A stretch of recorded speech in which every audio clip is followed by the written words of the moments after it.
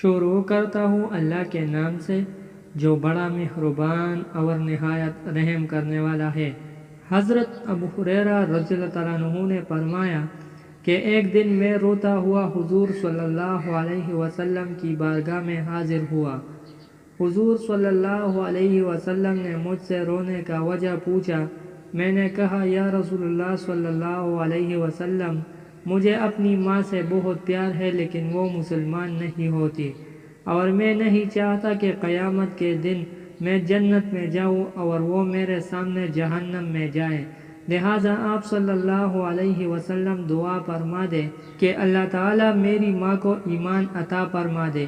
ادھر حضور صلی اللہ علیہ وسلم نے دعا کے لیے ہاتھ مبارک اٹھائے، ادھر حضرت ابو ہریرہ رضی اللہ تعالیٰ عنہ نے دوڑ لگا دی۔ دیکھنے والے حیران تھے۔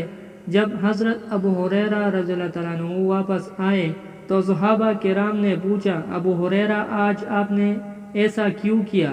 آپ رضی اللہ تعالیٰ عنہ نے فرمایا کہ میں دیکھنا چاہتا تھا کہ حضور صلی اللہ علیہ وسلم اور صحابہ کرام رضی اللہ تعالیٰ عنہ کی دعا پہلے عرش پر پہنچتی ہے یا میں اپنے گھر پہنچتا ہوں۔ صحابہ کرام رضی اللہ تعالیٰ عنہ نے پوچھا، پھر کیا ہوا؟